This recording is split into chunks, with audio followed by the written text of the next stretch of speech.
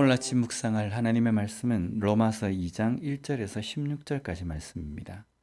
오늘 묵상할 이 본문은 이번 주 월요일 날 묵상으로 되어 있는 본문입니다. 오늘 본문의 1절에는요, 남을 판단한 사람아 라고 부릅니다. 여기에 판단하다에 해당하는 헬라어가 크리노라는 단어입니다. 이것은 나누다, 판단하다 라는 뜻입니다. 그런데 이것은요, 단순하게 다른 사람을 판단한다라는 의미가 아니라 선과 악에 대해서 판단하는, 하나님께서 판단하시는 그것을 나타내는 의미입니다. 이렇게 판단하는 대상이 바로 남입니다. 다른 사람을 마치 하나님이 다른 사람을, 인간을 선과 악을 판단하듯이 판단하고 있다는 겁니다. 다른 사람을 마치 자신이 하나님이 된 것처럼 선과 악을 판단하는 사람, 이런 사람의 마음 가운데 있는 심리는 어떤 겁니까? 첫 번째는요, 자신은 의롭다는 생각입니다. 로마서에서 강조하는 말씀 중에 하나가 3장 10절에도 인용한 구절로서 시편 14편 3절 말씀입니다. 다 치우쳐 함께 더러운 자가 되고 선을 행하는 자가 없으니 하나도 없도다. 이 말씀에 선을 행하는 자, 의인은 없다라는 말씀입니다. 이것은요, 착한 사람이 없다라는 뜻이 아닙니다. 사람이 자력으로 의롭다라고 칭함을 받지 못한다는 겁니다. 의롭다라고 칭함을 받는다는 것이 사람에게 의인이다라고 칭함을 받지 못한다는 뜻이 아니라 하나님 앞에 의인이라고 칭함을 받을 수 있는 존재가 없다라는 말씀입니다. 그런데 그런 사람이 다른 사람에 대해서 판단하며 자신이 마치 의로운 사람인 양 한다는 것은요, 정말 어리석은 행동입니다. 또 다른 사람을 판단하는 사람은요, 자신이 마치 하나님인 것처럼 생각하는 겁니다. 물론 대놓고 나는 하나님이다 라고 말은 하지 않지만 마치 다른 사람을 선악간에 판단하는 그 사람은 내가 하나님이다 라고 말하는 것과 다르지 않다는 겁니다. 로마 교회의 유대인들은 이방인들을 비판하고 판단했습니다. 같은 공동체 안에서 한 지체가 된 관계임에도 불구하고 그 안에서도 기득권을 가지려는 유대인들의 모습은 예수님의 사랑과는 거리가 먼 행동이었습니다. 그들의 과거의 삶을 판단하고 정죄했습니다. 그들이 이방인들을 판단하는 근거 속에는요, 자신들은 의인이라는 생각이 교만이 사로잡고 있었습니다. 우리가 의인이 된 것은 우리의 체질 자체가 완벽하게 의인으로 변한 것이 아닙니다. 우리가 예수 그리스도를 믿음으로 말미암아 의롭다라고 칭함을 받았다 해도 여전히 우리는 죄인입니다.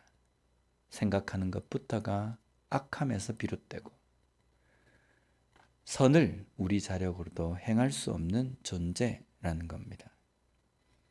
그런데 마치 나는 전혀 죄를 짓지 않는 그런 의인인 것처럼 생각하는 것은 분명히 잘못된 생각이고 교만에서 비롯된 행동이라는 겁니다.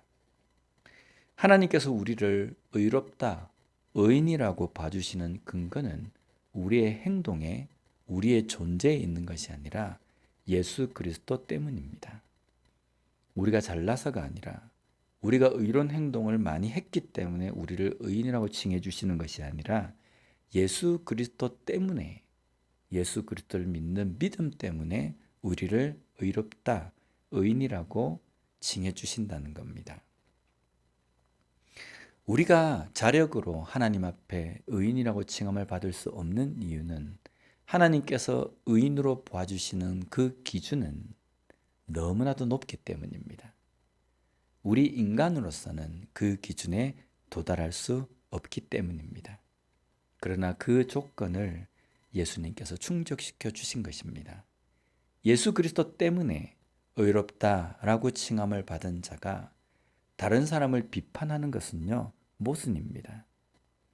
왜냐하면 나도 내 자력으로 의롭다라고 칭함을 받은 것이 아니기 때문에 다른 사람에 의해 있는 조그만 잘못, 어떤 죄에 대해서 판단하고 비판하는 것은요, 교만에서 비롯된 것입니다. 유대인들은 하나님마저도 혈통과 행위를 따진다라고 생각했습니다. 그러나 하나님은 혈통도 행위도 따지지 않으십니다. 유대인이나 이방인이나 누구에게든지 복음은 동등합니다.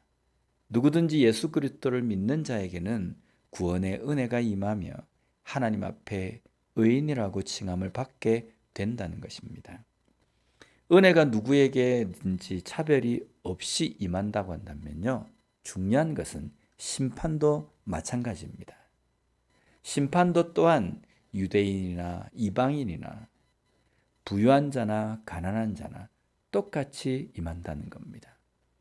은혜가 차별 없이 모두에게 주어진 것이 하나님의 사랑이라고 한다면, 심판 또한 모든 사람들에게 동등하게 주어지는 것은 하나님의 공의라고 이야기할 수 있습니다. 그렇기 때문에 우리는 모든 자에게 차별 없이 주시는 그 하나님의 은혜에 감사함과 동시에 모든 사람들에게 차별 없이 주어지는 그 공의의 심판에 대해서 우리는 결코 간과하지 않고 그 말씀을 붙들고 매일매일 삶 속에서 그 심판의 그 말씀 앞에 나 자신을 돌아보며 거룩하고 깨끗한 삶을 살기 위해서 몸부림치는 삶이 되어야 한다는 겁니다. 이것은 회개의 삶을 이야기하는 것입니다. 하나님의 말씀, 그 기준을 가지고 나의 삶을 돌아볼 때 나의 죄악을 깨닫게 되는 겁니다. 그리고 그 깨달은 죄악을 하나님 앞에 회개하는 삶을 가져야 합니다. 하나님의 말씀을 묵상하지도 나의 죄악을 깨닫지도 못하고 삶을 살아간다고 한다면 심판의 그 칼을 목에다가 두고 사는 것과 똑같습니다.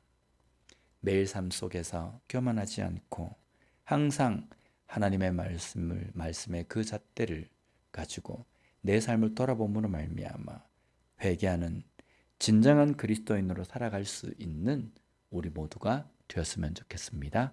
기도하겠습니다. 하나님, 오늘 말씀을 통해서 다시 한번 하나님의 은혜와 함께 하나님의 공의에 대해서 깨닫게 해주시니 감사합니다. 은혜가 누구에게나 차별 없이 주어진 것이 하나님의 사랑 때문이라고 한다면, 하나님의 심판 또한 누구에게나 차별 없이 주어진다는 것, 그것을 잊지 않는 저희들이 되게 하여 주시옵소서.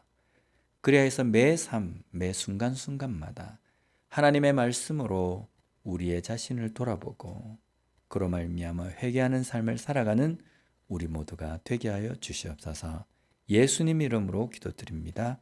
아멘.